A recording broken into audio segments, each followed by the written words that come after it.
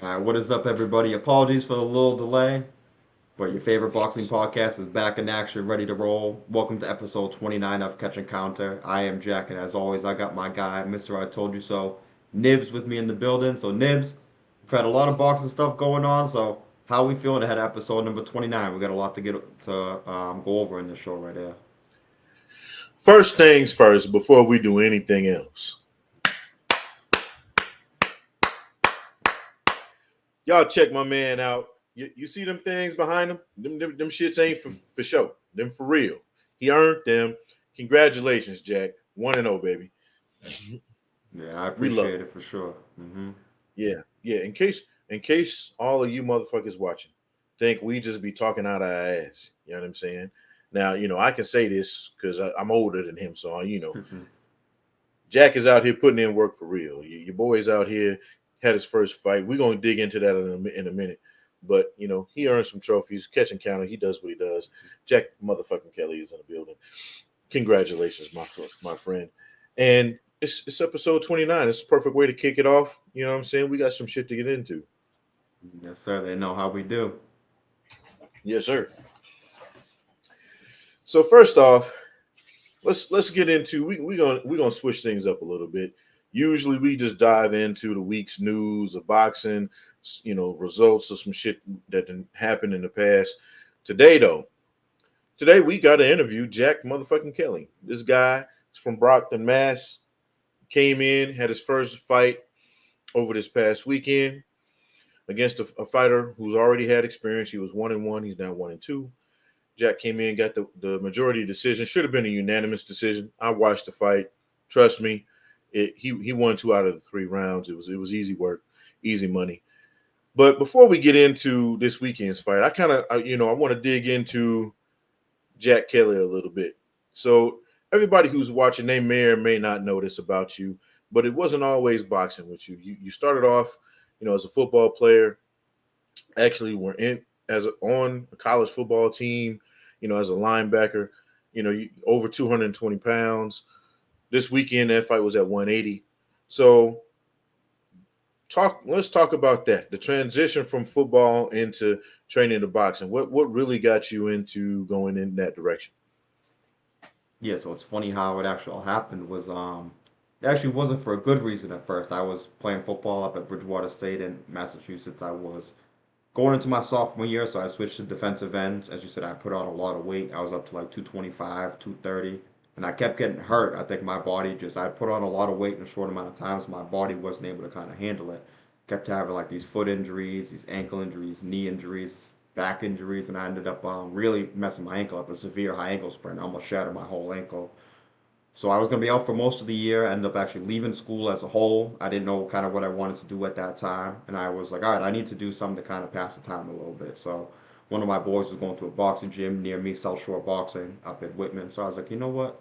I wasn't a huge boxing fan, but I had seen little clips and stuff like that. So I was like, let me go check it out. So went in there. Cliff and Josh Fippen, the trainers there, they've been around for a long time. And they're real. They say there's a difference between a teacher and a trainer, and they're real teachers of boxing. They really teach you the fundamentals and teach you the right way. So I kind of fell in love with it right away. There's been a few ups and downs in my journey. I've had to, for a few different life reasons, I've had to take some time away. I had obviously a kidney issue last year. I had to take time away, but I've finally been back at it since November.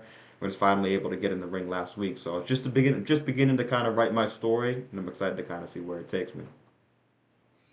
And see, these are the things people don't hear about.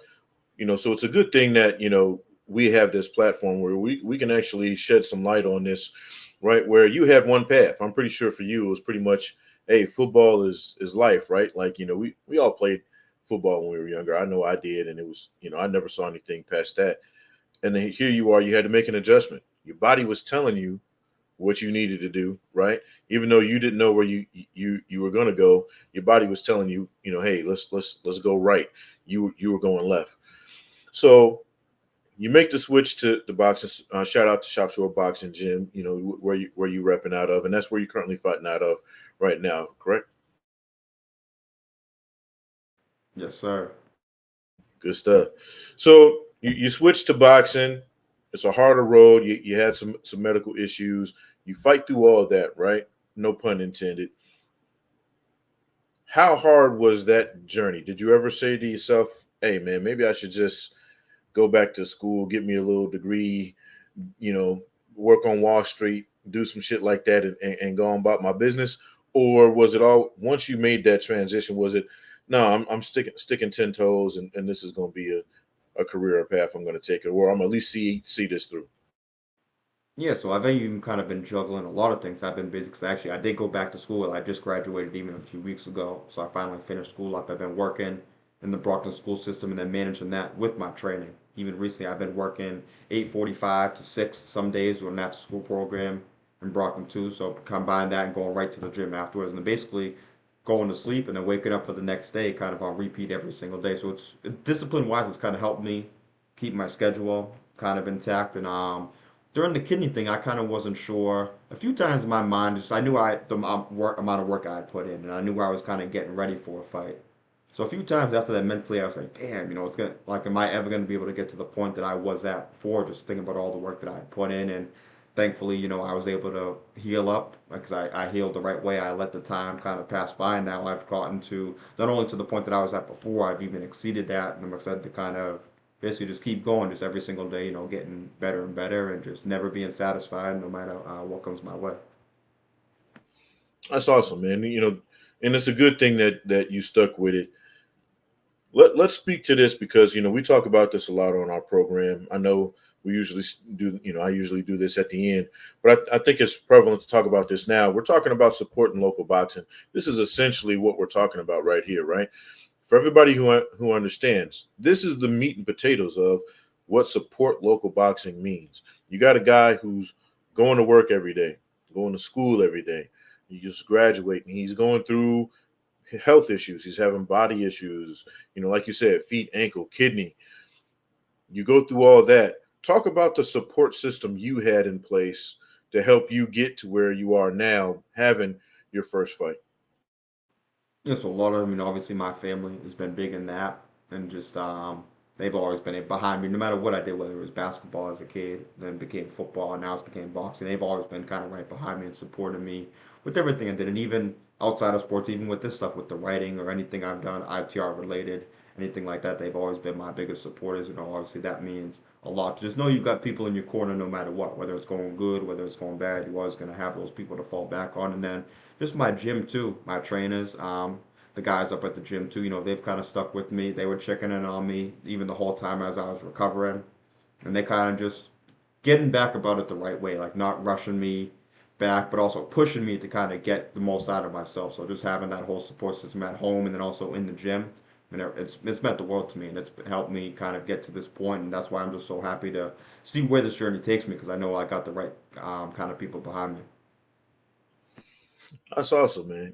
And again, that leads to this probably wouldn't even be possible without that support system that you have. I'm pretty sure you can agree with that. If it weren't for not just the guys in your gym, but your family, your community, your friends, here us guys here at ITR, obviously we root for you all the time. But there are a lot of people who don't have that support system, right? They don't have the multiple levels of support that you have. They might have one guy, one girl, one person, period, in their life that's kind of cheering them on or just being there for them. Some people don't have any, right? Or people telling the people in their lives telling them, "Oh, just give it up." What would you say to those people who are on the flip side of where you were, or are at? What would you tell them to keep their motivation to keep going forward? Even before that, first of all, just that I've always noticed I've always been grateful for everything that I have too. I mean, even growing up in the city, I always realized that there's a lot of people who are a lot less fortunate than I am. I've always kind of seen that growing up, so that's something that I've always been kind of grateful for. And just all those people just realize that just at the end of the day, I have the great support system, but all you need to believe in yourself is yourself. It's like if you got the self belief in yourself and you got the confidence to be able to do good things. At the end of the day, I think that that's all you need. I mean, having a support system without a doubt helps, but even for me, when I step in the ropes or when I go to work or any of those things, there's nobody by my side to that point. I mean, yeah, they're cheering me on and they're supporting me, but I'm the only one in the ring. I'm the only one clocking into work. I'm the only one doing all these kind of things. So as long as you got that self belief in yourself, at the end of the day, I think that that's all you need. That's a great message, bro, because I think that for those who don't necessarily have the strong support system like you do, I always say this: if you believe in yourself, the support will come later, right?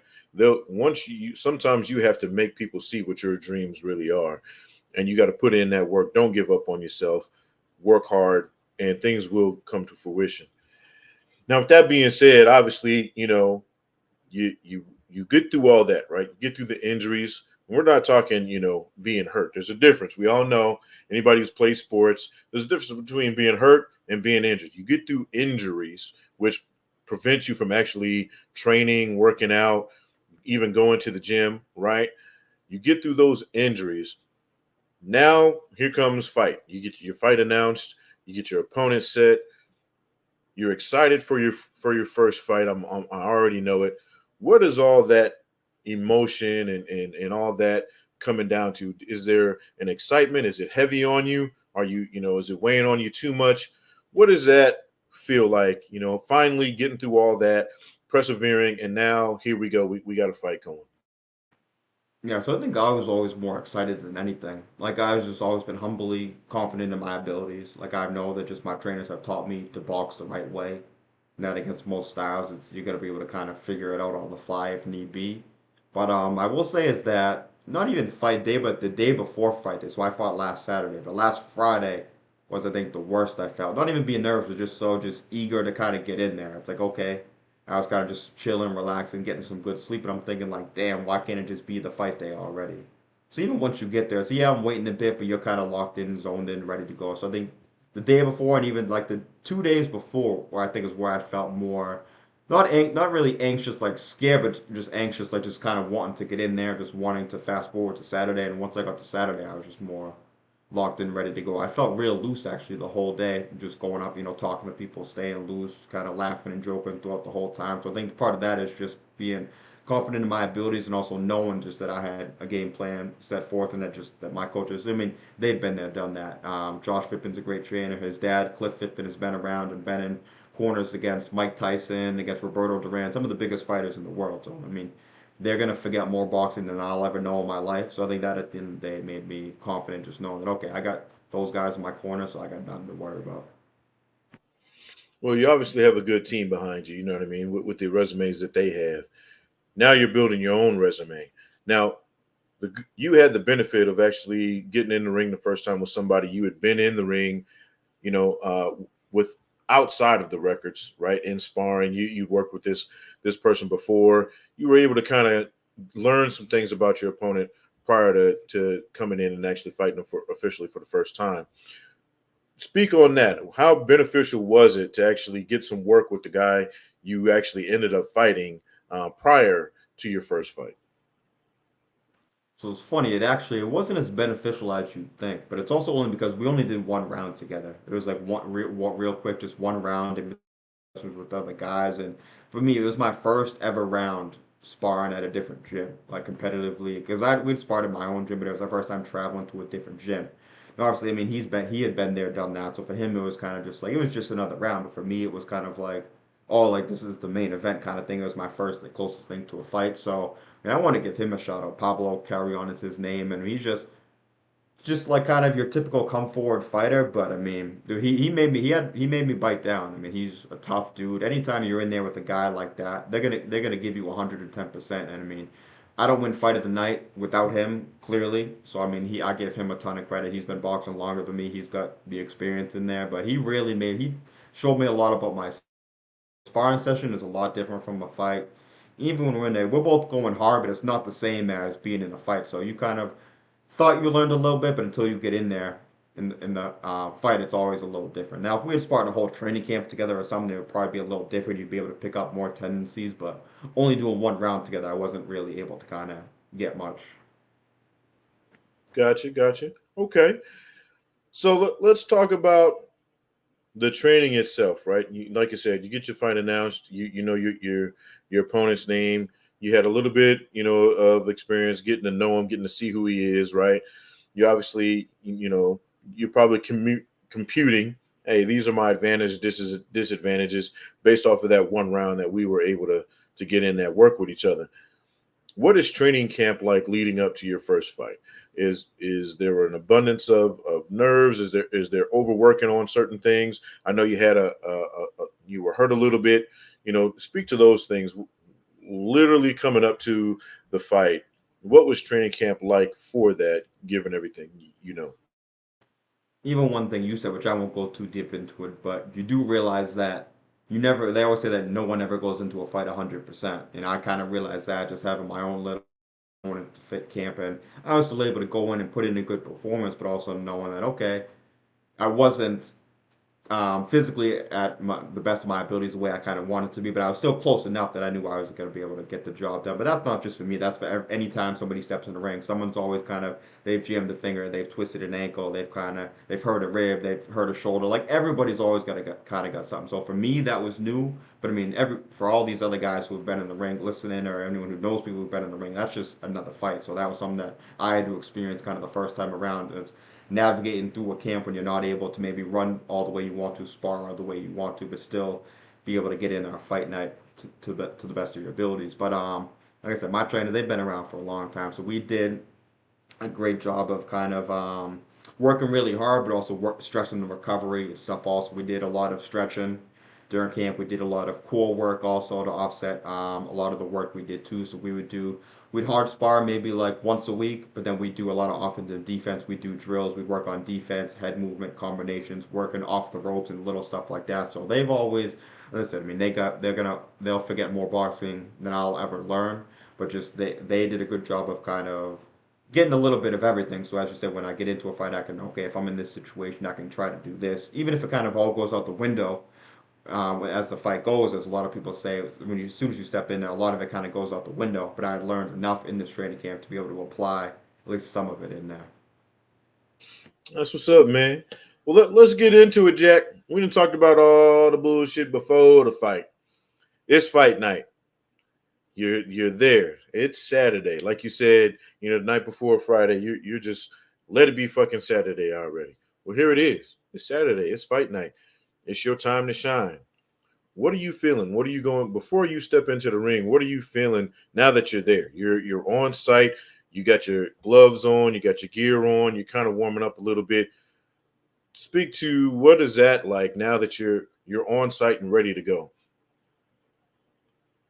To be honest, I was just locked and loaded, ready to go. One of the things that helped out is one of my good friend of mine, one of my sparring partners, and this kid Declan Hannafy, who fought earlier on in the night. A big spar. He's a heavyweight. He's from my gym too. So he got a first round knockout. He leaned the guy in about 25 seconds.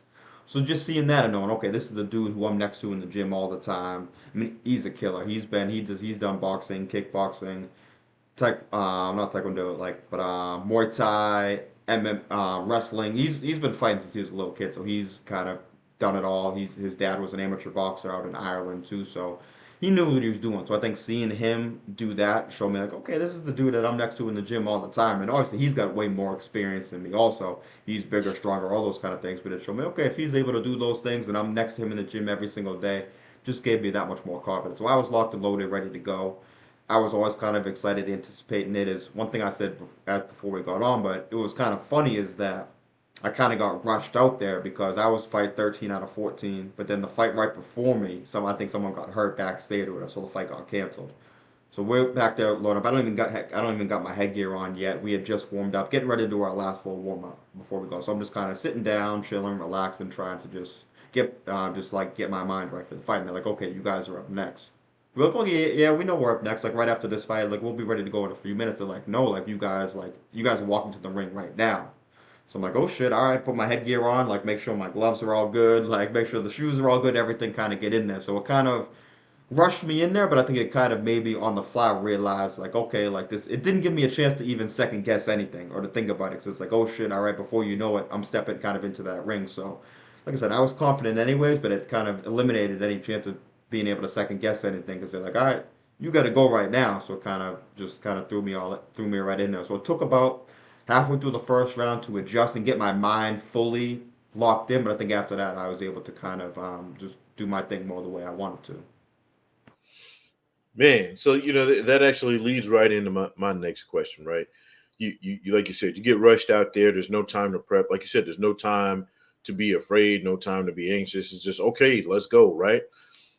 Get it, you climb in through them ropes, you get into the ring, you're looking at your opponent across from you, you catch that first punch, right? You get hit for the first time in a boxing ring where it counts.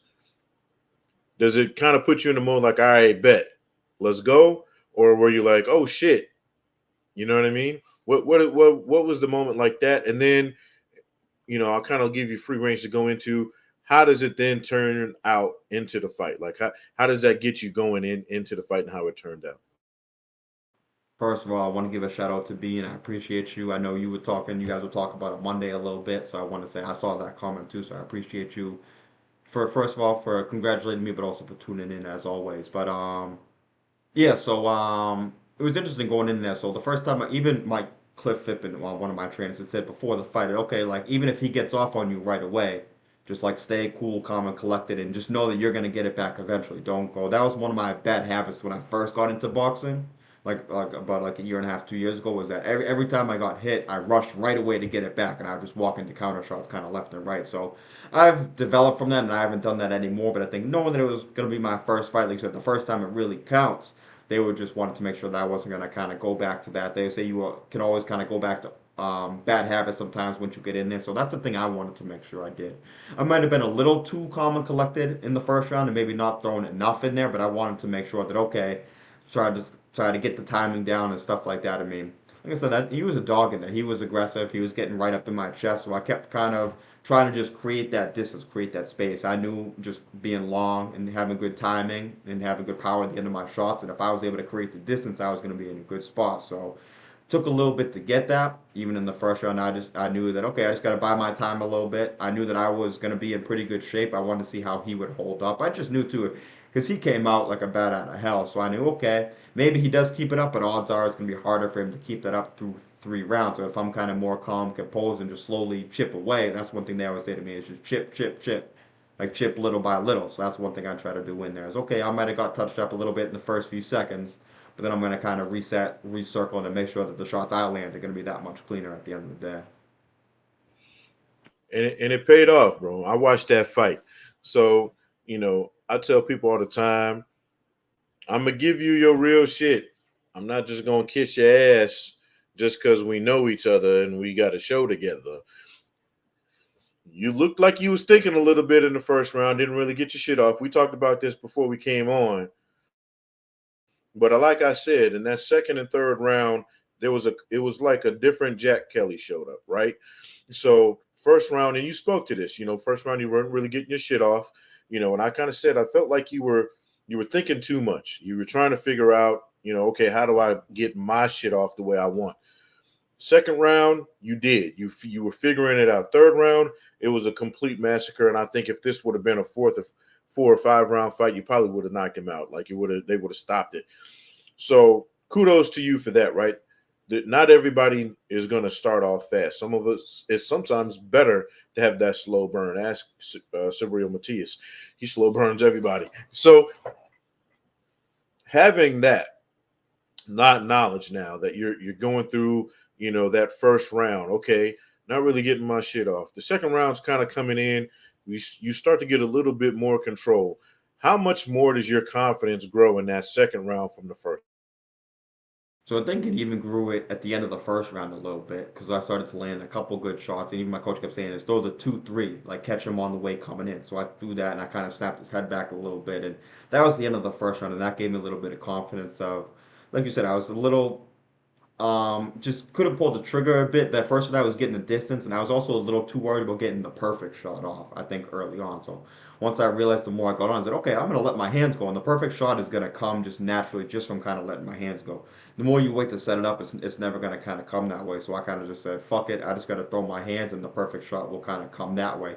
You might throw 5 punches and land 3, but one of those punches is gonna be the perfect shot that you wanted to set up the whole time. So that's what I kind of figured out is that just I just got to kind of let my hands go and just be first and be last. So I ended up trying to do that as best as I can, and also knowing that I always boxed pretty well on my toes. I was maybe moving a little more than I should have, but I knew he was an aggressive guy, so I knew he was going to come at me, and I was going to try to set traps. So I also knew that judges sometimes don't like when one guy's coming forward and then the other guy's kind of moving around. So I knew okay, if I'm going to be up on my toes moving around, I need to make sure that I'm landing the cleaner shots because if it's a close round, even if it shouldn't be that way, and that's one of my pet peeves I've always said, it's just because the guy's moving forward doesn't mean he's winning the round.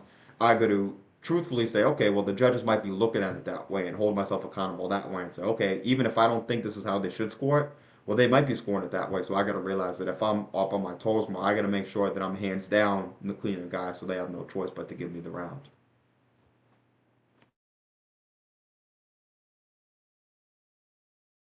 You're on mute still. Players fuck up. So, I love to hear that part of it because, again, we're getting, this, to me, there's no better conversation to have with a fighter than after his first actual fight, right? Because there's so many different things you learn literally going from a guy who was in the gym a week ago now to having your first fight under your belt. So let's get into that third round. Third round, you were cooking, right? I mean, master chef type shit, right? You get in there, you get that 8 count. How good did that feel, bro? It definitely felt good. I kind of didn't know how to act. I was kind of looking around. I'm like, you know that obviously you got to go to the neutral corner, but in the moment I'm kind of just looking around. And I went to go back to my corner, and then I had to go to the neutral corner and kind of put my arms up. I kind of just relaxed for a few seconds, knowing that obviously he's gonna come back at me, but to kind of take a deep breath, exhale, and it was more kind of like, holy shit, that actually just happened. In the moment, I didn't realize the shot that I landed how hard it was. When you go back on the replay, and not that he was like out or anything like that, but he definitely kind of fell into me a little bit and was kind of a little bit off balance. So I think that's why the ref stepped in and less on that one punch, and as you said, more of kind of an accumulation. I started to land some really good right hands and some good kind of left hooks off of that. So I think it was more just how the tide had kind of turned all the way that way, but it was more kind of, oh shit, that really just happened than it was kind of anything else in that moment, and just thankful of that. And I figured at that point, I figured I was kind of in control of the fight. Like I said, even though I thought the first round was close, looking back, I thought I landed the cleaner shots. I told myself in the ring, okay, because like you said, I never want to be a yes man or have yes men around me. So I told myself at the first round, like, okay, you lost that round. Just tell yourself that you got to win these last two. Going into the last round, I told my trainer that, okay, I know I got to win this last round, so it's time to go get it. So he was just telling me, okay, like true, we probably do need to win this last round. Just make sure you're being sharp in there. Straight punches right down the pipe, this and that. So I just wanted to make sure. And knowing I got the 8 count at the end, I knew it was probably enough to kind of win the fight. You're never really sure until that decision comes around, but it was kind of a sigh of relief knowing, okay, that I think that was the final nail in the coffin, that I had done just enough to win. So after the third round, you get your standing 8. You've got to be thinking, okay, I got at least two out of these three in the bag. Second round was kind of a, starting point of you taking control of the fight. Third round, you got to figure that's easy money, right? Fight's over. You're standing next to the referee. And he's holding your hand. They're starting to read the cards off. What are your thoughts, right? Like, are you anxious? Are you thinking maybe they give it to this guy because, they start reading those numbers off, right? What are you starting to feel right before they announce you as the winner? Yeah, so I was still pretty confident I had won, and I mean, the video is up on my channel. You guys should just look up Jack Kelly first amateur fight. And I think Field saying we're gonna find a way to put it on the ITR channel also. So I think I'm gonna look into that this weekend to get it posted on there, just so y'all can see it on there. But I was kind of, even when they announced split decision, so I knew that it was a show. Obviously, he's a guy from Waltham, Mass. His Nolan Brothers Boxing, who I want to give a shout out to them too, Matt Nolan and I forget just both the Nolan brothers at the end of the day, because they're great dudes. We've been up there to spar multiple times, and I want to thank them for giving me the opportunity, to even be on this card to kind of showcase my abilities, because they're the ones who gave me it. So Matt Nolan and Mark Nolan. So I knew that at the Shout end of out the day, to they weren't in control. They weren't in control of the judging at all. It was USA Boxing, but I knew, okay, like he was coming forward a bit, and it's his hometown still. So I got some good fans there, but he's got some fans there too. So they announced split decision. So I'm thinking, even still, I'm still thinking that, okay, it's split decision. I thought it was unanimous, but I still thought that I had done enough to win at the end of the day. You can kind of see in the video, I'm kind of pumping my fist a little bit. So I kind of was anticipating, was in the back of my mind was a little bit of it, maybe just like trying to hope, talk it into existence, speak it into existence a little bit maybe, but I figured I'd done just enough. If you say split decision, you're never really sure. But at first, I was just thinking, like, you know what? Just I had just faith that I'd done enough, and it turns out that's exactly what happened. Brought the dub home, baby. Got the hardware in the back to prove it. You know what I'm saying? First fight's out of the way. Now what's next for Jack Kelly to box? Yeah, so we're looking into it right now. I still got to heal up on a few things on my end, on my body, just to make sure that I'm 100% to go for this next fight. But looking at a few tournaments right now. We're gonna see if we can match guys for me in just the sub novice division first of all. Maybe even just go into the novice division, kind of just see what's out there, scope out the landscape. But looking for probably July at some point to get a few more fights under my belt before I know that they got the Rocky Marciano tournaments in like the fall time, like September, October, and then we got the Golden Gloves obviously in the New England area in January. So I think it's just kind of getting a few more fights this summer before we enter the tournament in the fall, and obviously get ready for the gloves in January, which is the end all be all. Hey, brother. Again, I've said this a million times. Not just because we host a show together, not just because ITR business. We've grown into, at least on my end. I'm gonna speak for myself. As more than just a friendship. You, Pops, Kelly, love y'all, man, to death. Um, for real.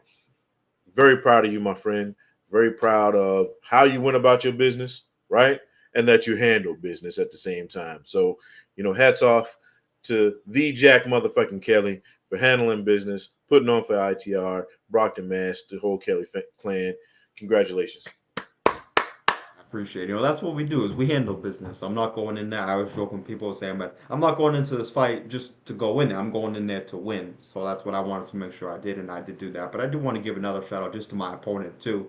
Because first of all, I was even joking after the fight to some people that I hope this is one of my last fight of the night trophies. I would rather be like the fighter of the night, which they didn't have that award for this one, but Andre Ward has always said too. You don't want to be fight of the night, you want to be fighter of the night. Now I wasn't turning down this trophy. Don't get me wrong. I was gladly accepting of the trophy, but I want to shout out my opponent too, just because he was real gracious in defeat too. I'm sure he probably thought, even though I think I clearly did enough to win, I'm sure he thought in his own mind that he could have done enough to win. I'm sure he was upset that he came on the losing end of a split decision. But he was a real cool guy to talk to backstage. We had already sparred a little bit before, so we kind of talked a little bit after the fact. I'm sure we probably will fight again at some point. Probably will spar again at some point. But it was a humbling experience to also. People always say it, but you always earn a lot of respect for a dude, even after you step in the ring with him. Now, even in the first round, he was kind of sticking his tongue out, kind of doing his little thing. The end of the second round, once I started getting going, I kind of high stepped a little bit and gave him a little smile in between rounds. But that's all just in competitive fun at the end of the day. So he was a real humble dude. Like I said, his trainers, the Nolan brothers, are real humble dudes too. So I mean, we're humble guys on our side too. So it was a humbling experience to be in there with the guy and kind of just share some jokes and kind of talk off the screen afterwards too. After kind of going to war for a little bit. And see, that's what you got to love about the sport of boxing, right? It's a gentleman's sport at the end of the day, right? You guys are in there, yeah, you're warriors trying, and once you get into the ring, all that friendship shit goes out the window once you get in there and that bell rings, right? You're trying to get that dub. And it is prize fighting at the end of the day, right? You want to be the person who comes out with, the better end of it.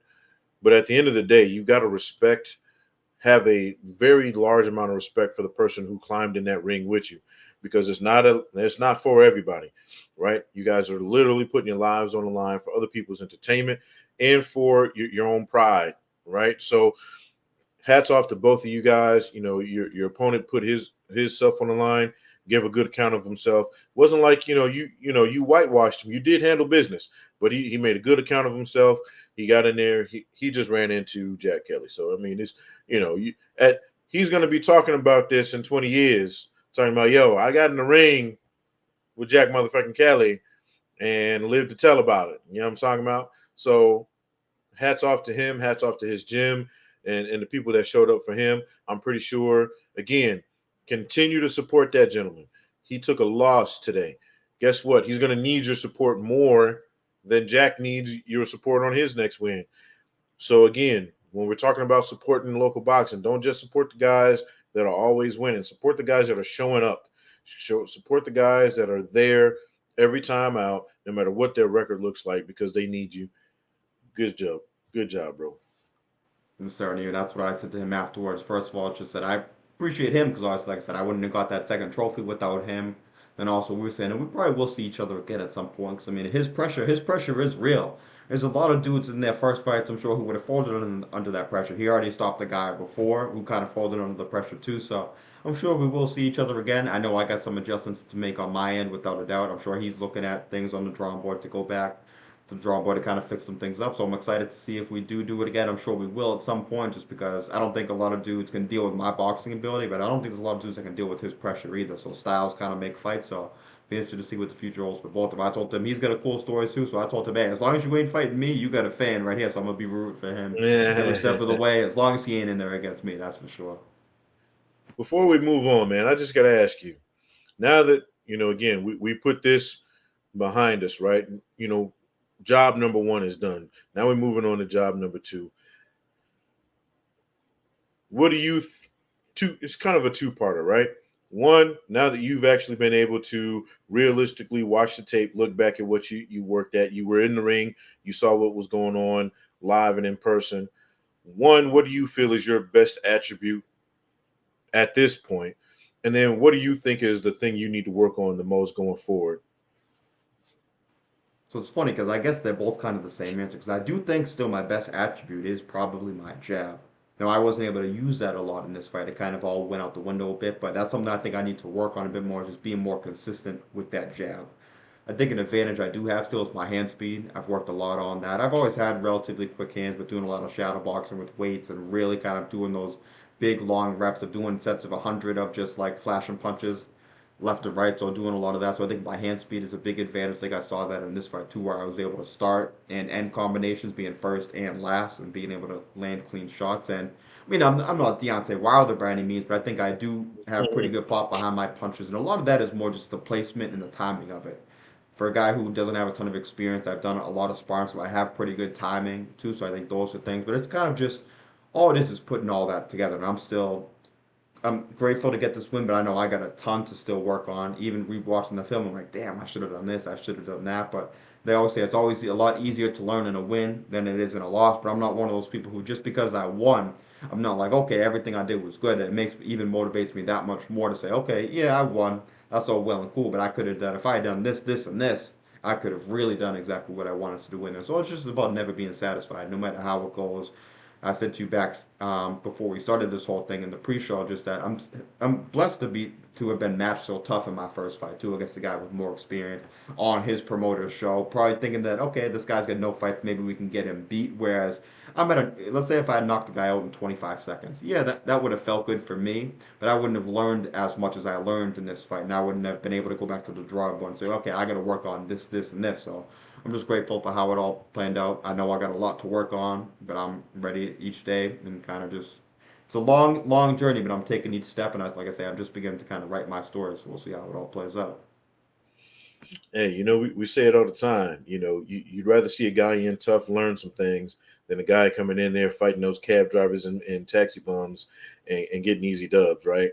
And I say this all the time: fall in love with the shit you bad at, because that's what's gonna make you the champion. Falling in love with the shit that you do well, hey, guess what? You already do it well. So there's no point in falling in love with it because it's already there. Fall in love with the shit that ain't there yet, because that's what's gonna make you a champ at the end of the day, bro. And again, congratulations, hats off to you and your team. Hats off to Pops Kelly in the comments, man. I appreciate you. We appreciate you guys. Also, hats off to your team, man. Like we talked about this earlier with your support squad, bro. Hats off to your team, not just your family, pops, your moms, but every all the guys at your gym, not just the guys that get all the love, your trainers obviously, but the guys that give you a little bit of work. Your opponent, like you said, you guys had to travel and do some work with them. Hats off to the guys at their gym. So everybody who made your first fight happen, bro. Hats off to them, and again, congratulations, bro. Let's get it. Yes, sir. I appreciate it. Like I said, happy to get the win, but still humbled enough to realize that I got still got a lot to work on. I watch enough boxing to realize, okay, like I got some skills, but I'm still far away from kind of putting it all together. Even Floyd Mayweather said, no matter how good you are, you're still getting better every single day. And I still got a long way to go. So there's a lot of days to continue to get better. And I'm just excited to keep doing it, honestly. And I love the grind. I love being in there every day, We got a bunch of young, hungry kids in our gym. A lot of them younger than me too, and they're gonna be coming up making the names for themselves too. I mean, I'm making a little bit of a name, but we got some young lions behind me who are gonna make names way bigger than my name eventually. So I'm just happy to kind of excited to keep sharpening their tools. They're sharpening my tools. I'm excited to see where it all goes. That's for sure. South Shore Boxing, we're doing a great job. Josh Fippen, like I said, I'm this guy. Carlos Tapina has been helping us out in the gym too. He's been doing our social media, helping us train too. So we're doing a lot of big things in the gym. We're starting to build a nonprofit. We're hoping to look to eventually get kids programs in to help kids with schooling, with counseling, with all these little things. Run classes for maybe some elderly people. Run a women's class. So we're looking to kind of really turn this into a thing where it becomes bigger than us eventually. So we're all in it together. We're just like I said, just excited to see where the journey takes us because we're along for the ride right now. And all this while he's teaching the kids, ladies and gentlemen. Your boy is in here doing God's work. Yes, yes, sir.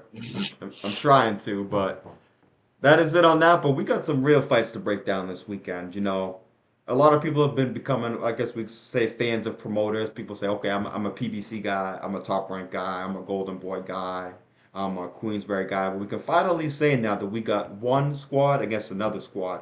We got 5-on-5 Matchroom against Queensbury. And I want to shout out Eddie Hearn and Frank Warren, first of all, for this because a lot of guys talk the talk with their guys, but it's a lot different when you put these guys in fights like this where you say, okay, I got five guys that I'm confident in. You got five guys that you're confident in. Let's see how it all plays out. So I want to even just go through the betting odds to show y'all real quick because one thing that boxing gets shit on a lot of times is just betting odds and fights. We'll look at the UFC and the odds are so much tighter. Boxing, you'll see guys like 40 to 1, 50 to 1, 80 to 1 favorites. But even in this fight, the 5-on-5, we got Craig Richards at a minus 160. Raymond Ford's at minus 172. Hamza Shiraz is minus 225. Philip Hergovich minus 245. And then Zhang Zhang's a minus 160 for all the favorites. So they're all fights that can certainly go either way. And I want to give a shout out to both the promoters, especially, and all the fighters too, because like I said, it's easy to kind of talk that talk.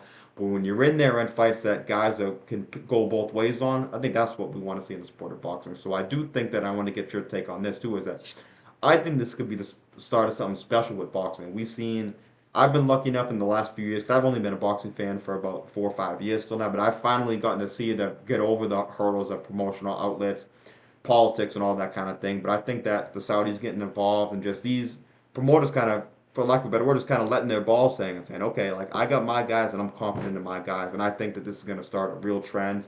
They're already talking about like a USA versus Mexico, a USA UK thing, but what are your thoughts on this card, and do you think that this is going to be a trendsetter, and we're going to see a lot more of these kind of matchups going forward? Because I think this is something that's a huge benefit to boxing if it does happen.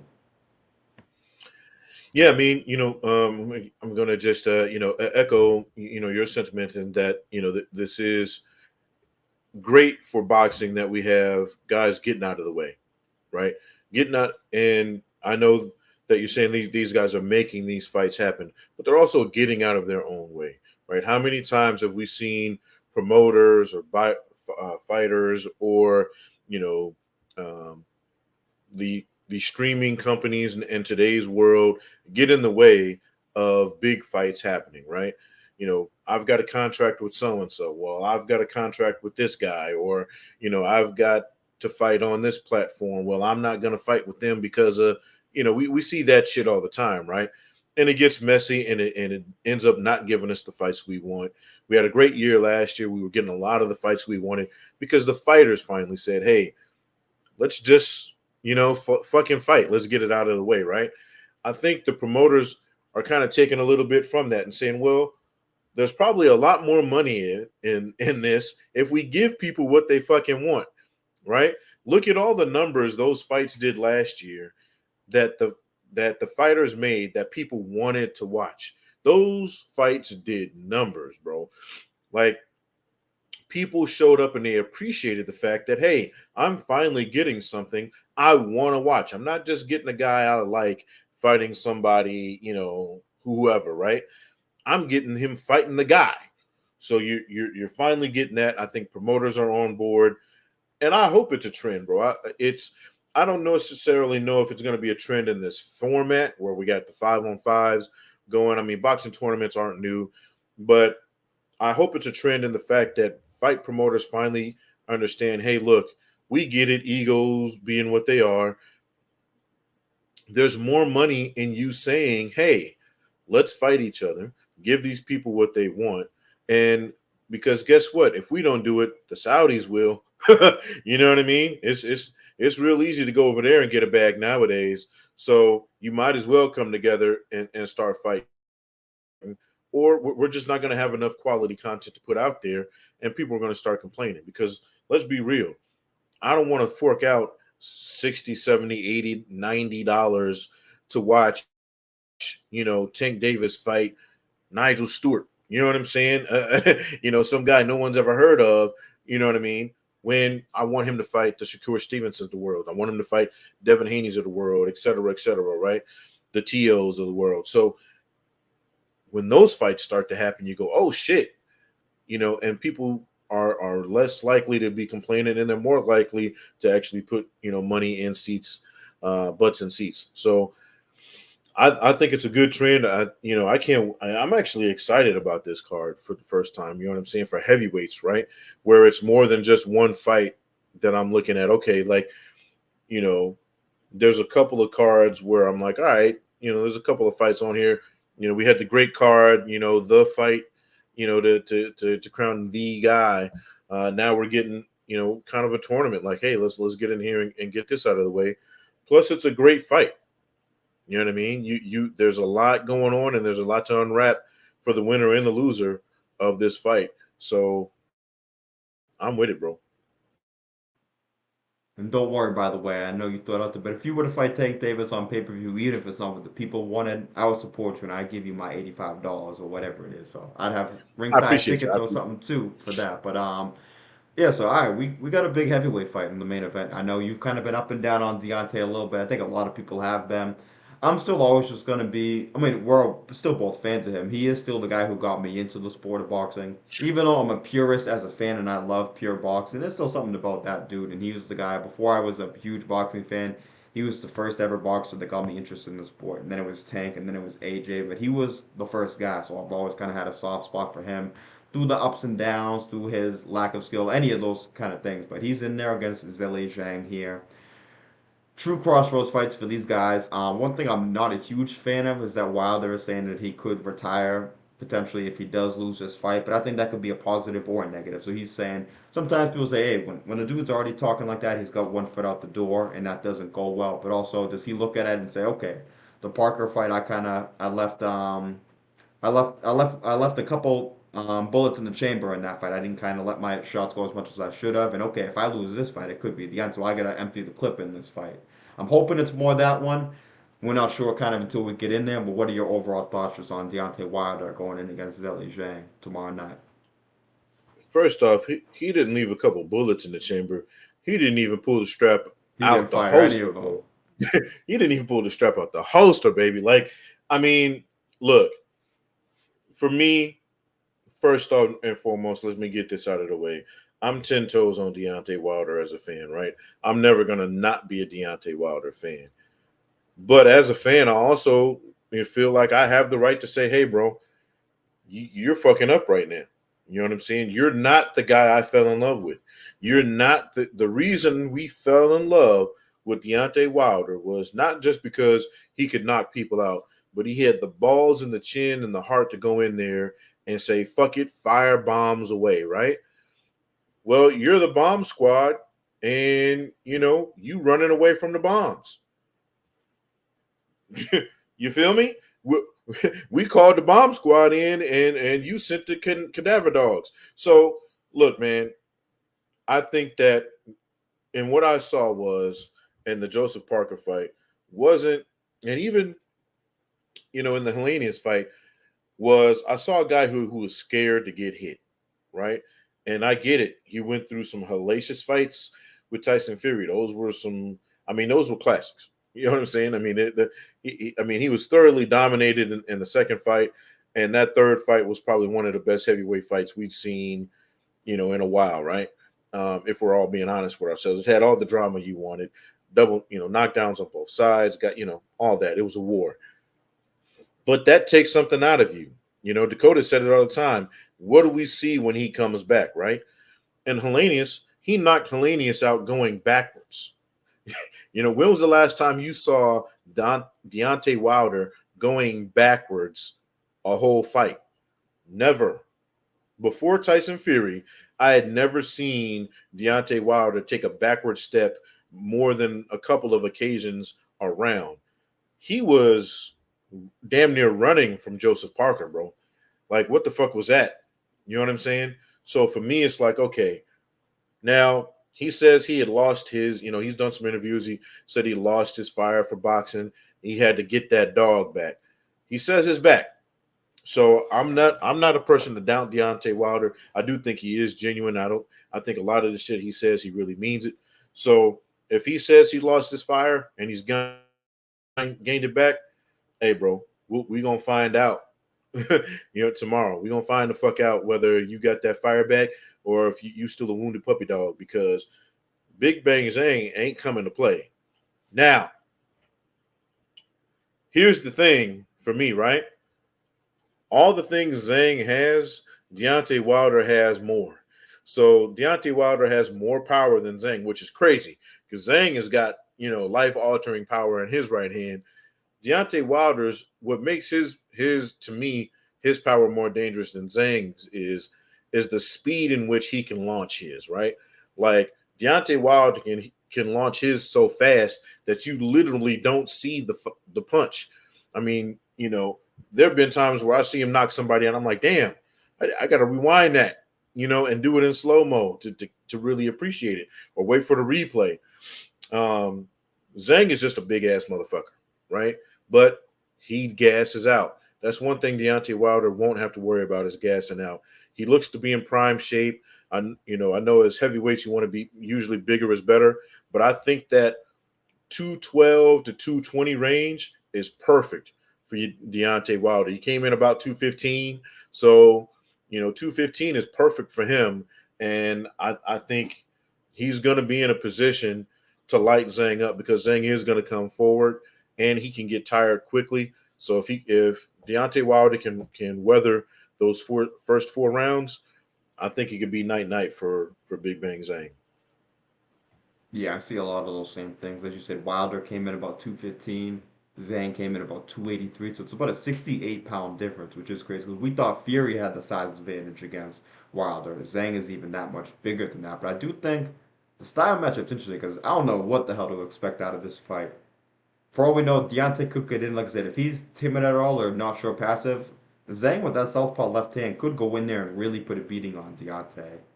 Or Deontay could go in there. If Deontay lands first, I think we could see something like a Dominic Brazil knockout also, where Zhang, for all the things that Zhang has, he's a southpaw, but he has limited head movement too. So he's kind of always going to be there on the center line. And what's the one He is shot there that to get always hit. and what's the one shot that always kills the southpaw? The straight right hand right down the damn pipe. And that's what Deontay Wilder has. People can talk about, yeah, his lack of skill, lack of boxing ability, but as far as I'm concerned, landing the right hand, that's still a skill. A lot of guys can have power, but you got to be able to land it. And as you said, yeah, he's heavy-handed. Zhang is probably more naturally just heavier-handed than Wilder.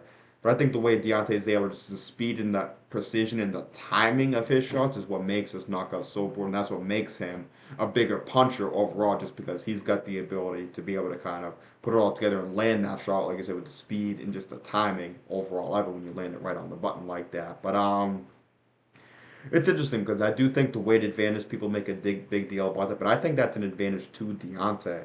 I think his Zhang's bigger, but the thing that gave Wilder trouble with Parker is that Parker was quick on his feet. Zhang ain't gonna be quick on his feet. He's gonna be there. He's gonna be plotting. So if Deontay's not able to keep him off him, yeah, he could be in some deep shit. But I do think that he's lean and mean. Like I said, when he's in those two teens, anywhere in that range, I think he's ready to go. And I do think that stylistically, it does match up well for him. And I just want to say this too, because I've always been a Deontay Wilder guy, but I think win or lose this fight, I want people to just appreciate Deontay Wilder for what he is. I know Sean Zartel, guy who was with Fight Hype for a long time, who now does his channel on his own thing. I'm gonna piggyback off a point that he kind of made, and I'm gonna kind of use some of what he said and kind of build off that. But he was saying just with Deontay Wilder, just the narratives of him are so different, just with all these athletes in the new age. I see it being from Boston, seeing a guy like Jason Tatum, seeing the narrative surrounding him. We see it with all these different guys. A guy like Lamar Jackson in the NFL. guy like Deontay Wilder in boxing, any of these guys, even if you're not the absolute best, people are always going to kind of shit on you.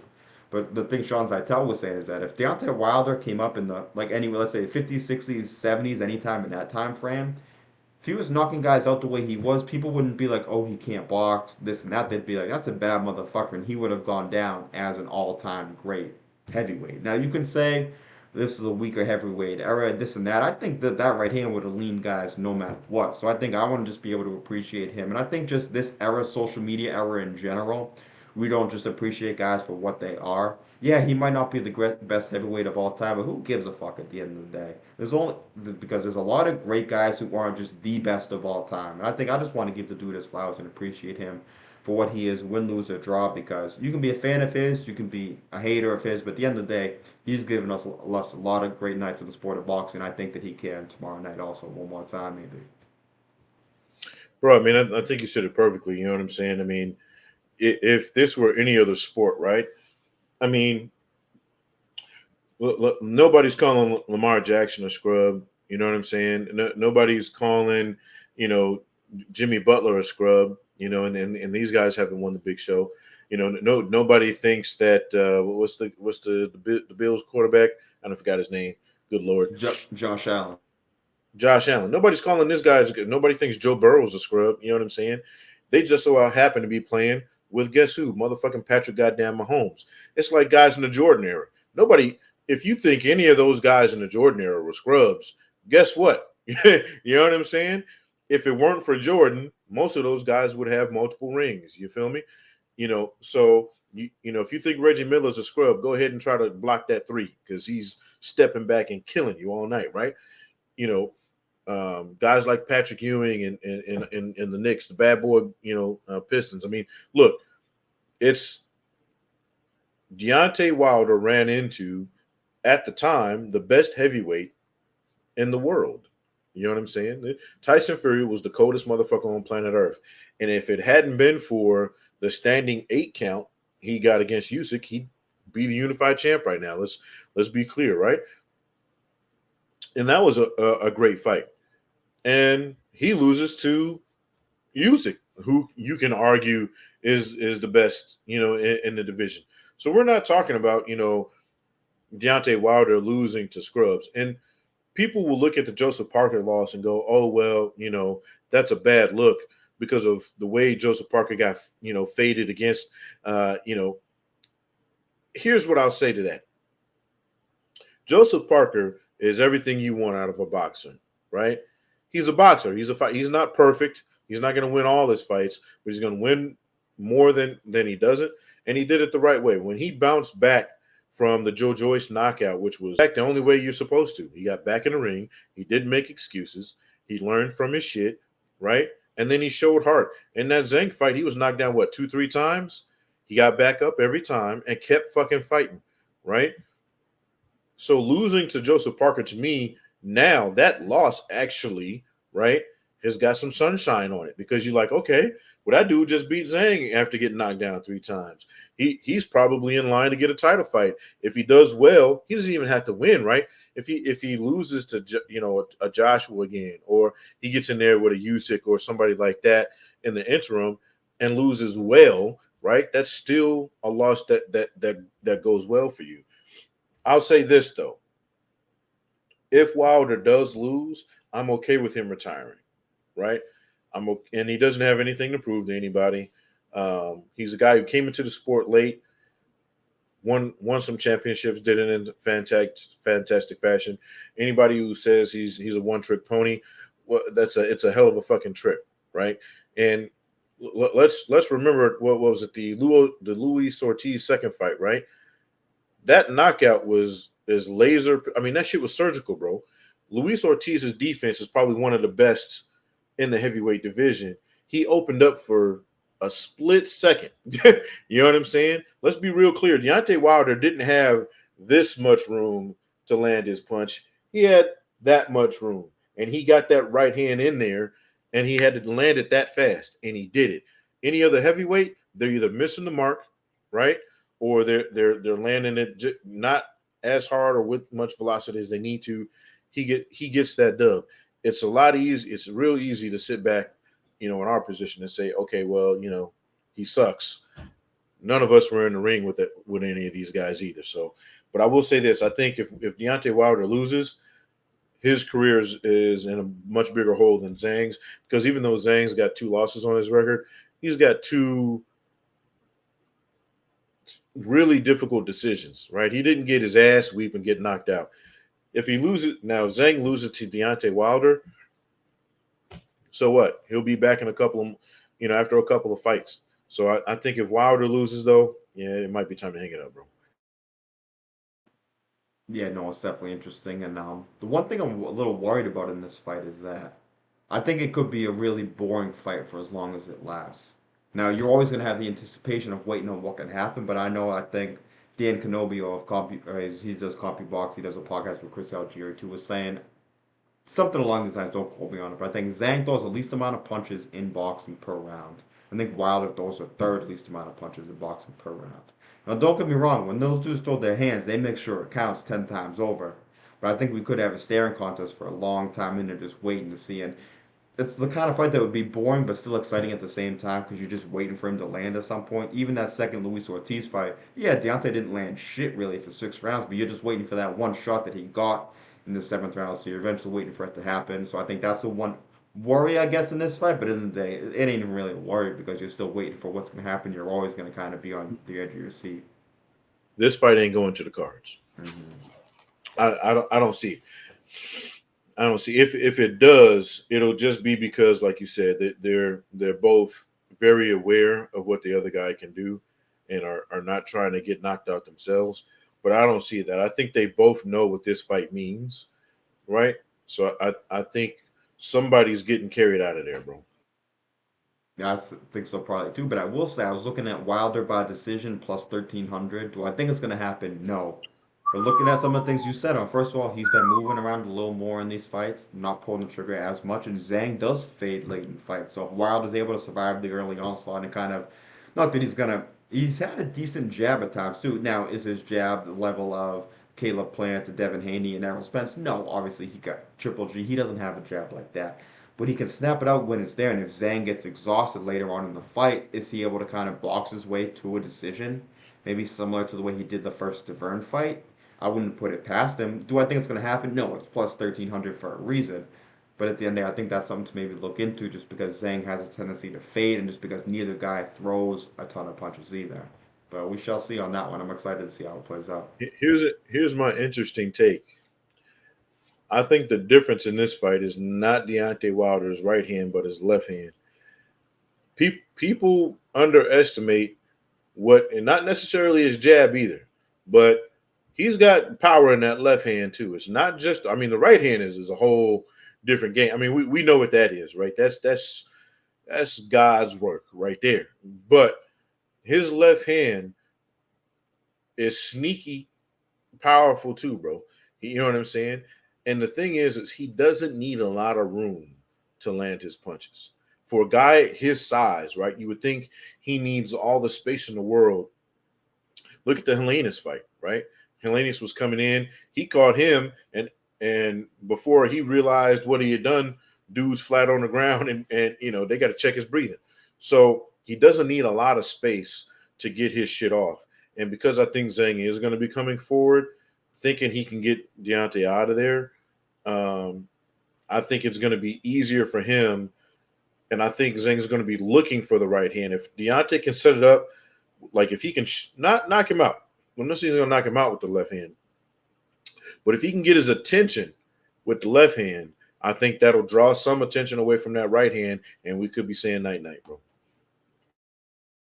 It'll be interesting. Obviously, both dudes all have amateur backgrounds. I think Zhang was a silver medalist in the Olympics, and Deontay, for all the shit people give him, like I said, landing the right hand is still a skill, and the dude still boxes his way to a bronze medal in the Olympics. So I'm excited to see how it does play out. Like we said, we don't really know what the hell's going to happen, but that's what makes it even more exciting for sure. Being saying what's the over under, I think I seen somewhere it's like 7.5. Let me see. I see right here. It's even money on 6.5 rounds because I had it up in the background anyway. So 6.5 is the over under, and I don't even know what I put for that. You'd think you'd want to put the under, But I think with both guys not throwing a ton of punches, I think it could be a staring contest early on. To be honest, I'm not even really sure what I would do. So honestly, I would personally stay away from that. But 6.5 is the number that we got on that one. And shout out to, as always, to my guy Jeff from Bourbon and Boxing, also saying Wilder and Zhang's careers are at stake, and that's what we had said before too. It is kind of a crossroads matchup for these guys, where the heavyweight division, all it takes is whoever wins this fight, we kind of forget about the losses that they just had. One win gets you right back in the mix, but a loss does put you with these guys, their ages too. It puts you in a real rough See, spot going I'm not forward. so sure if Zhang's career would be Hmm. over, bro. I guess We it depends all how he thought, loses to Wilder, because we know the way Deontay can hurt somebody, but we shall see and on I that. don't think that matters either. You look at Parker. We were all saying this, bro. Me included. I'm very self aware. I said Parker's career is over after that Joe Joyce because of the way he lost. Right now, look at him. I'm telling you, if Wilder loses, no matter how he loses, right, whether he gets dominated either way or knocked out, I think Wilder's career, yes. I think Zhang can bounce back from this, bro. Because especially if he gets knocked out early. Because Wilder knocks everybody the fuck out. You know what I'm saying? So if Wilder knocks him out, you can come back from that, bro. But I'm telling you, it to me, Zhang would be in a position to be Joseph Parker 2.0, right? Because he can now. Is it going to be where he can bounce right back? No, it's probably going to take him a couple of years, but and I know he's a little bit up there in years, but I think if they do it right, in a couple of years he could be right back. You know what I'm saying? So I think more for Wilder than it is Zhang, unless Zhang just retires. You know what I'm saying after the fight. Unless either one of these guys retires, I don't think it's necessarily over, but way more so for Wilder than Zhang, bro. For me, anyway. That's just me. Yeah, but I'll kind of go off of Jeff's next comment in there too, as well. I think the difference between Parker and Zhang is, like you said, Zhang turned pro a little bit later because he was in the amateurs, and we know as long as you've got power in the heavyweight division, you can fight well into your 40s. We've seen George Foreman, we've seen a bunch of other guys do it too. Bernard Hopkins, even at light heavyweight, a little bit lighter in weight, but Zhang being 41 years old and Parker being, I think, 31, so it's a 10-year difference between those two. Yeah, if Zhang was in his 30s, I think you'd be 100% right. I just think Zhang being his 40s, and I think I've even seen a little bit of. He looked great in the Joyce fights, but I think also we didn't have to see him in the back half of those fights, so he has a tendency to fade later on in fights. He's always looked sharp early in fights. We've seen him drop Jerry Forrest in the first, second, and third rounds, but then go on to lose every single solitary round after that and get a draw out of that fight. So I think we've seen tendencies from him. So I think it'll be interesting to see what kind of version of him does show up because he's a big, strong guy, and I know that those heavyweights can age later. They can age easier as it goes on. But I think anytime you get into your 40s, it's interesting to see how it all plays out. But we shall see on that one. Excited to see how it plays out. I'll move on quickly. We're gonna go through this undercard real quick, but. I ain't gonna lie, I love this fight. This next one, we got an old school heavyweight matchup: Philip Hergovich and Daniel Dubois. I've just always been a big fan of Daniel Dubois too. Another guy you talked about, a guy who takes losses and comes back better after each one. He look at his career versus Joe Joyce's right now. Joe Joyce broke Dubois' eye socket, made him take a knee. People were calling Dubois a quitter, calling him a fraud, calling Joe Joyce the next George Foreman, all these kind of things. And now we're here where Daniel Dubois is back in the mix as a top 10 heavyweight. He's doing his thing, and he's now even past Joe Joyce. He's fighting Filip Hergovich, the guy who beat Zhang. Zhang. A lot of people thought that was a controversial decision. I thought Zhang probably won that fight, but either way, close enough fight. What do you think about this matchup between Hergovich and Dubois? Because I'm not going to lie, it's old school heavyweight matchup, and I'm here for a fight like this all the way. Be honest with you, I thought he was doing some work in the Usyk fight, before he got stopped. You know what I'm saying? So I thought he was giving Usyk some problems, to be honest with you. Like, you know what I mean? Um, but he got stopped. He's got some issues. I think Hergovich is too much, bro. I think Hergovich is too talented. And I think he's got a better chin than Dubois does. So with that being said, it's going to be entertaining as fuck. But yeah, if I'm putting money on it, I'm putting the money on Hergovich. But I'm gonna tell you something. This has a fight of the night potential to it. If we get the best version of both of these guys, it's gonna be a hell of a fight, bro. And I know you can say that about the main event also, but I think Dubois, Beans, you're not wrong. I think I think that was a legit ass knockdown. I've watched that replay a million times. That punch was not low. You know what I mean? So, but again, I thought he was giving Usyk some problems. He did get stopped in that fight.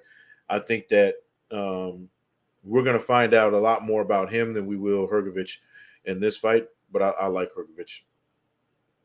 Yeah, I think Harkovich has kind of been an up and down guy too, and he's dealt with some family tragedy. I think the loss of his father. So anytime you got to deal with something like that, it explains kind of some flat performances here and there. And obviously, I think everybody can kind of can sympathize with him for that. But he's somebody who a lot of people were really, really high on, and I've never kind of quite figured out where I think he is. But I think this is the fight that's going to show you where he is, because I think for Dubois, for some of the flaws he has, I think we know what to expect out of Daniel Dubois at this point. We know he's a big, strong guy, and he's going to be sharp, and he's gonna throw his power punches too.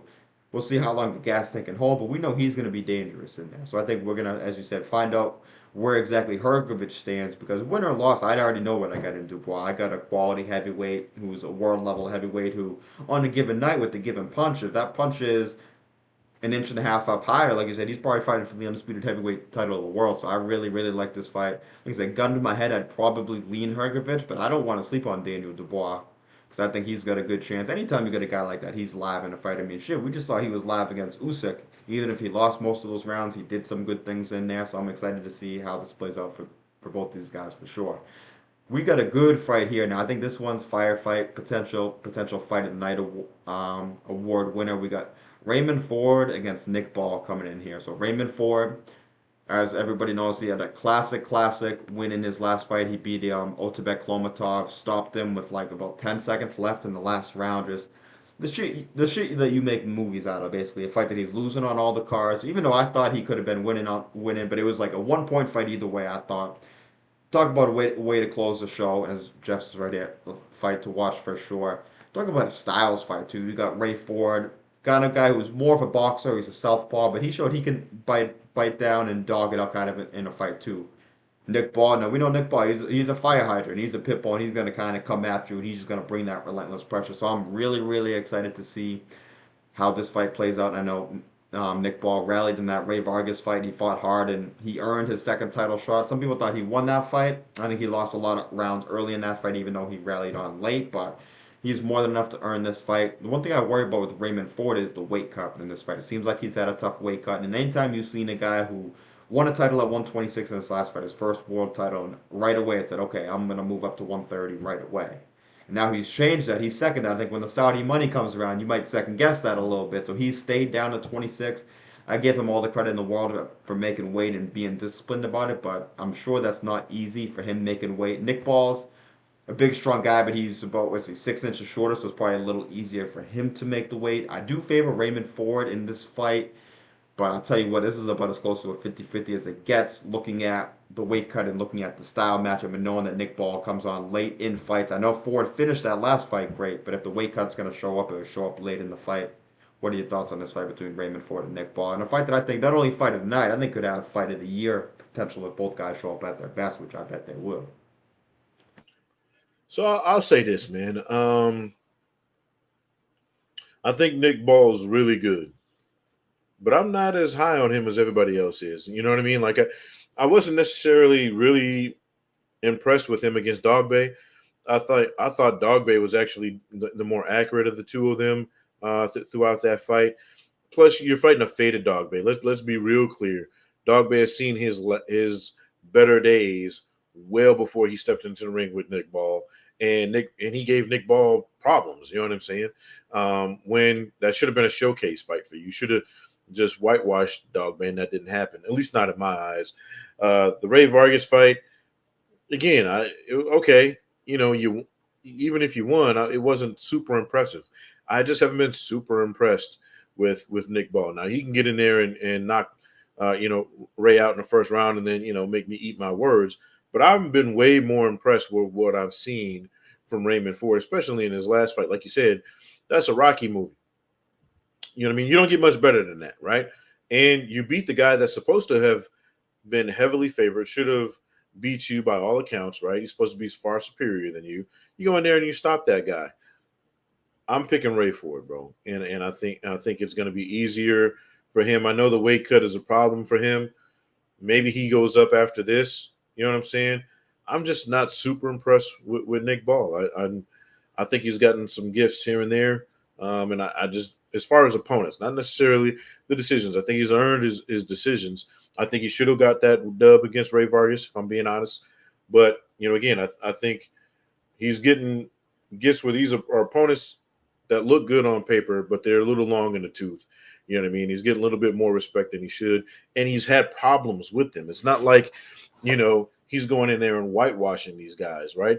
Like if you told me you think Ray Vargas won that last fight, I'm not going to argue with you too heavy. I'm like, okay, I can see it.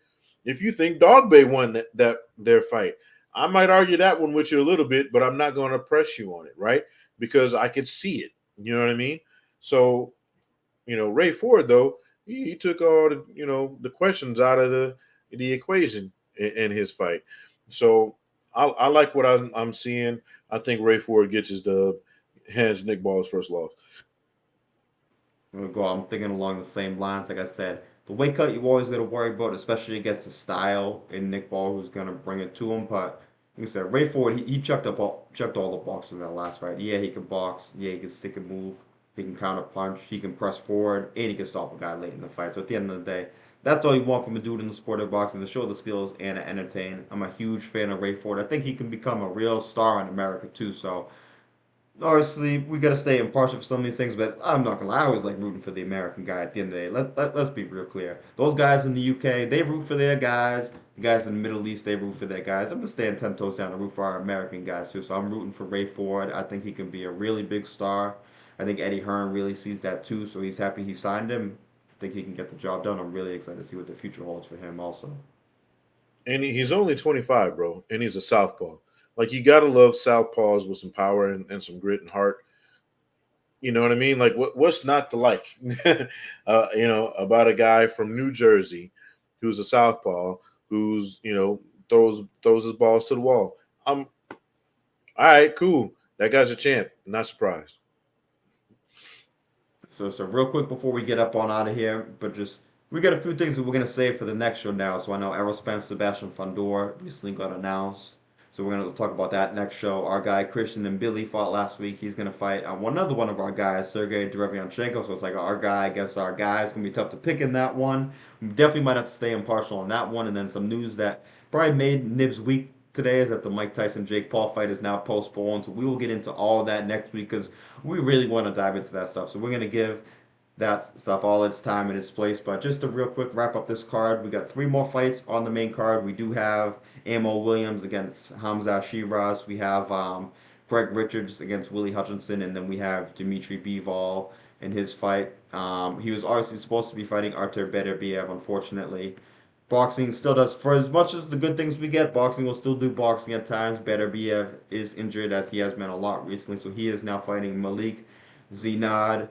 Do you have any thoughts on any of those fights before we wrap things up? For me, just seeing Bivol in the ring. Just anytime we see a pound for pound guy in the ring, even if it's not against the guy that we want to see it against, I'm always appreciative of it. Bivol might not be the most entertaining guy to the casuals, but as a guy, even for me, looking at guys who I can emulate and stuff, I'm never going to be able to perfectly emulate Bivol per se, but he's the guy you can high boxing IQ. I love watching those kind of guys and breaking down certain things that they do. So I'm always for seeing a guy like Bivol in the ring. Do you have any thoughts about him or any of those other undercard fights that we got set for tomorrow? Not really, man. I expect Bivol to do exactly what he's going to do. I think he's going to control the fight, and I don't think he'll have any problems with his opponent. It's a huge letdown, obviously, because him and Beterbiev, that's a super fight. You know what I'm saying? Again, it's one of those fights we've been wanting and we were going to get. Injuries happen, right? And let's be real clear. Beterbiev is injured. He's not just hurt. I believe if he were just hurt, he would have found a way to make it into the ring. I think it was a torn meniscus, just to prove your point a Yeah, little more. So he didn't you just can't fake that. he didn't jam a finger or nothing like that. So like yeah, but give him some respect. I know he's been banged up a lot recently, but a meniscus is a meniscus injury at the end of the day. Yeah, you can't take Tylenol, rub some rubbing ointment on that. You got to take your time. You got to heal, and he'll come back. It's just like with the gash, with Zoo, right? You have to let these things heal. Sometimes it just happens like that, right? We've all seen it. But again, Bivol to me, he does what he does, bro, and I don't think that this is going to affect him in any way. You know, to just point Bourbon to boxing, he's got a great point. A lot of times, these short notice fights actually hurt the favorites more than they do the underdogs because we saw that with with Tank and Pitbull, right? Tank had to take that on short notice. Pitbull is Pitbull. He stays ready, but you getting ready for an opponent that's completely different than the one you signed up for. Sometimes that can hurt you. So, but I think Bivol has all the tools he needs for this to really not affect him too much, bro. And I think he's going to get in there and get it done. And thank God that Mike Tyson doesn't have to fight fucking Jake. Oh Jesus Christ! Stop it. Just I hope they scrap it. Yeah. And to those of you guys calling this some bullshit, the guy's damn near 60. He's got ulcers. It happens when you get older. So sit down. Yeah, I think that's a sign from God saying, okay, like Mike, maybe it's time to take a little break up there. I think that's a sign. Anytime you get a sign like that from the Lord, I hope you take that sign and you run off into the sunset with it. But to Bourbon and Boxing, Jeff's point, even to your point too, Malik Zinad, he's 22-0. He's coming off 2 wins against undefeated guys too. So it is always interesting when you fight an undefeated guy on short notice because you never know exactly what level that guy is at because he's got some certain untapped potential. Does he rise to the occasion and is he the next great guy at light heavyweight? We truly don't know yet. I'm not gonna lie and act like I've been so busy with work and stuff. I haven't sat down and broken down hours of his tape, so I can't really say, oh, he's gonna do this or he's gonna do that. I know he's got some good skills and stuff. He's kind of got a guy. He's got some tools in his bag. He's got some things to work with, some adaptability he's got in there. So I'm interested to see. It's a lot different when you're in there a guy against like Dimitri Bivol, but you never know when you got the guy's got an O on his name and he's been going against other undefeated guys. You know that first of all he's been battle tested a little bit, and also you never know just exactly how good he is. Maybe he's the next great light heavyweight. We don't really know. The odds are saying he's probably not, but we shall see on that one at the end of the day. But just going back, we have Ammo Williams against Hamza Shiraz. I think it's a WBC eliminator. Interesting fight too because the winner of this fight is a real name at 160. At 160, this division, bro, has just been dying for some names, some good fights, anybody to kind of get excitement. And we got some good fighters in there. Just they haven't been matched against other great fighters in there. Like with some guys to really get excited about. Shoot, Erislandy Lara is almost 50 years old, but I'm still excited about him. Carlos Adames, Elijah Garcia. These two guys, there's a lot of names in there and still exciting matchups we can see. We just want to see those guys against each other. We're getting two of those in here. Hamzat Shiraz is the favorite, but I think Ammo's been kind of up and down. But I think at his best, he can be an elite fighter. So I'm really interested to see how this one plays out. Hamzat Shiraz did stop Liam Williams in the first round of his last fight. People say Liam Williams' punch resistance seems to be gone. I know Eubank dropped him a bunch of times and he took a lot of punishment against Boo Boo Andrew. But at the end of the day, he still did stop Liam Williams inside of one round. So I'm interested to see that fight. And then Craig Richards, Willie Hutchinson. Don't know a ton about Willie Hutchinson, but I do respect Craig Richards a lot. I mean, just a few years ago, he took some rounds off Bivol. You can say he took more rounds off Bivol than Canelo took off Bivol. Now, that doesn't mean Craig Richards beats Canelo. He was in there against Buatsi. He gave Buatsi a tough fight. I think that was like an 8-4 kind of fight. So I always respect the dudes like Craig Richards. Just the hard working lunch pail kind of dude. He goes in there. He's not the A side in all these fights. I think he might be a slight favorite in this fight, but he's willing to kind of test himself against the best guys, be an underdog in there and willing to kind of see what he's got. So I'm excited to see how that fight goes, how the other fight goes, and how this card goes as a whole. But last thing before we get out of here, if you had to pick one side in this, are you team Matchroom or are you team Frank Warren Queensbury? So not that who you're rooting for, not that we're really rooting for one promoter or the other. But if you had to pick one side, like a money line situation, if you had to bet on one promoter to get the job done, who would you say and why would you say that? Or do you want to think about it for a second and I can give my rundown on that real quick first? Go ahead, bro. All right, so really, really interesting card. Honestly, I could see it going both ways, but I've probably got to lean Eddie Hearn on this one. It's a close one, but I think if I just go by the matchups of what I think, if I had a gun to my head and I had to pick, I would pick Wilder over Zhang. So that's one for Eddie Hearn and Matchroom. I would pick, man, this one's a tough one. I would probably pick Hergovich against Dubois, but man, I really love me some Daniel Dubois. But that's two for Matchroom. So Matchroom only needs one more. And I would go Raymond Ford against Nick Ball, too. So that's three for Matchroom. And then the other two favorites are So Craig Richards is also Matchroom too. So I like Craig Richards against Willie Hutchinson. Himzat Shiraz is the favorite against Ammo Williams in that fight, so that could go Queensbury's way. But hey, I'm not counting Ammo out in that fight. I think Ammo's got a good shot to win too. But the funny thing that's crazy is we got some Matchrooms in the chat here. Is every single one of these fights could go both ways. That's why we love the card. I just see more paths to victory for multiple of the Matchroom guys. So I'd be Team Earn with Eddie Hearn on this one, so I got to roll with Matchroom. But not sleeping on Frank Warren and his Queensbury dudes at all, but rolling with Matchroom. So the obvious answer is Matchroom because when you look at it, all the guys I want to win are on Matchroom.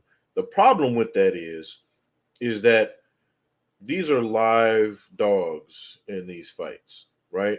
We're not talking like, if you throw all the smarts out the window and just look at these dudes as the boxers that they are, any one of the favorites can lose. Period. It's Zhang could knock Wilder out in the first round. You know what I mean? If he connects, because he's got power. Yeah. Shoot, Zhang's the favorite in that fight too. See what I'm saying? So shit. To be honest with you, like if I were a betting man,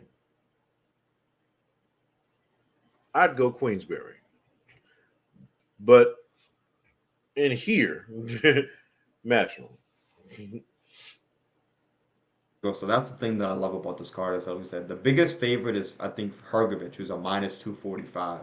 We go to a lot of boxing cards where you don't see any cards even any lines even close to that line. So if that's the biggest line we got on the 5v5, obviously Bivol's a bigger favorite, but that's not the 5v5. That's a late replacement opponent too. But let's last before we get out of here. What do you think about what Jeff's saying too? We'll get to Lex Luthor's question in 1 second too. But what do you think about these times that the U.S. should adopt earlier times? I'm not gonna lie, I really like these afternoon cards. I know for me it's like into the evening, it's more afternoon cards for you, but I like the idea of this about having boxing, especially on the East Coast. There's nothing more that annoys me than some of these top ranked shows or even watching the UFC cards and it goes to like 12:30, 1:30 a.m. I like to be able to watch boxing and be able to still do something later on, or watch a basketball game, or watch a football game, watch a soccer game, do any of those things too. So I'm a fan of these of these earlier start times. So I do like it. Even I know the UFC's got a big card, so I'm able to watch that afterwards. But what are your thoughts? Are you a fan of these earlier start times? Do you think it's something that we should adopt, or are you not a fan of it? It's hit and miss for me. So if you're gonna have a long main card, like if there are 5 fights on the main card, yeah, I want it starting earlier in the afternoon. Mm-hmm. But if your main card is 2 or 3 fights, I'm okay with the traditional start Mm-hmm. times because usually means I'm still getting, you know, to bed at a decent time, you Mm-hmm. know. Or if I'm doing a cookout, right? Like if I have a cookout, I want the fight to be after everybody's ate so we can all sit down and hang out. Mm-hmm. Because if the fight's during the day, none of us are really sitting in front of the damn TV anyway, right? But to me, it depends on how long the fucking card is. I mean, that Tyson Fury and Usyk card was Jesus Mm-hmm. Christ. The thing went on forever. So yeah, have a card like that on in the afternoon. But if there's only going to be 3 or 4 fights on that I'm going to watch, yeah, I'm all for the card being a little bit later. So to answer the question with this format, because it's 5 for 5, yeah, give me that shit in the afternoon so I can get out of there. I feel you on that too. I got no problem with that. Like I said, if it's gonna be a shorter card, even the top ranked double headers, I wish it didn't start at 10:30 or 11 o'clock sometimes on the East Coast. But if you're gonna do 2 or 3 fights, 9 o'clock, I ain't even mad at that. But Lex Luthor, we did go over this real quick, but I'll give you kind of a pick too. Who y'all got, Hamza Shiraz or Ammo Williams? So my heart is saying Ammo. Like I said, I root for a lot of these American dudes, and I think he's got more than enough ability to win this fight. Ammo, I doubt you're watching. If you are, I hope you do prove me wrong tomorrow, because I am pulling for you, but I do got to pick Hamza Shiraz in that fight. I really, really liked what I've seen from him.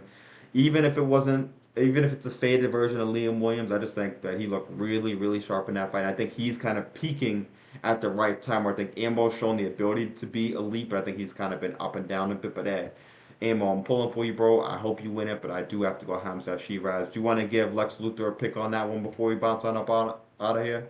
Yeah, man. I think based on what we've seen recently, Shiraz should win the fight. Mm-hmm. But I'm not pick again, it's one of those things where right or wrong, I don't care. I'm rolling with ammo because you know of my fandom to him, so I'm gonna stay loyal to that, bro. I'm staying loyal to ammo. I think he's gonna pull it out. But yeah, I mean, if I'm breaking this down intellectually, Shiraz should win and should win easily based off of again just what we've seen recently, right? Um, Plus, I think he's got talent out of his asshole. So I think he's a great fighter. I think he can do great things. But I'm a roll with ammo, bro. I'm taking ammo on this one. There we go. So like I said, you got Jeff picking ammo also. So you guys might be switching me to ammo. I'll let you guys know. Maybe by fight night I switch my pick. But like I said, hey, I'm rooting for ammo at the end of the day. I think the mind is telling me Shiraz, the heart is telling me ammo. But at the end of the day, these are all 50-50 fights. Let's be real. So if I, like I've always said too, I enjoy getting picks wrong because if we got all these picks right, then why the hell would we even watch these damn fights? So I enjoy being wrong. I enjoy being right. Let's be right. We like to gloat about our picks sometimes too. It's a win-win. If you're right, you're right. If you're wrong, it's the theater of the unexpected. So without a doubt, excited to see how this card plays out tomorrow night. We're gonna have a big show next week to recap these cards to fit in all the things that we talked about here also. But for now, that is it for episode 29. As always, my guy Nibs, I appreciate you for being on. I appreciate you for giving me my flowers earlier on. You did a hell of an interview. So, any last message or anything you got? Any sounds about right info? Anything you want to drop before we get up on out of here? Man, again, just we stick to this message of support local boxing, and the reason it's so important to me personally is because of the Jack Kellys of the world. What was your opponent's name? I'm sorry, I forgot it, bro. Yeah, Pablo Carry on. Shout out to him too for sure. Because of the Pablo Carrions of the world, right? The Jack Kellys of the world. All of these guys start somewhere. If in the next 5 to 10 years Jack Kelly becomes a world champion, it started in a high school gym, right? It started with people from Pablo's, local community coming out and showing love, him and Jack and his family traveling, right? And his friends and family showing that love for these guys to be able to put this on. Jack talked about this in his story real briefly, just to touch on it. All the things you have to go through to be where you're at now, injuries, different career paths, different sports you might be going through, the shit you have to go through, not only personally, but within your family. That, you know, for people who have a great support system, this is easy. For people who don't, it's hard. It's hard work, period. But it's much harder for those who don't have the support that they need just on a daily basis, just to wake up and get out of bed, fuck around getting into the ring, right? So for those that don't have that and they're still doing what they have to do every, and I'm pretty sure Jack might know some guys. They're there in the ring every day and they don't have a support system. That's even more impressive, right?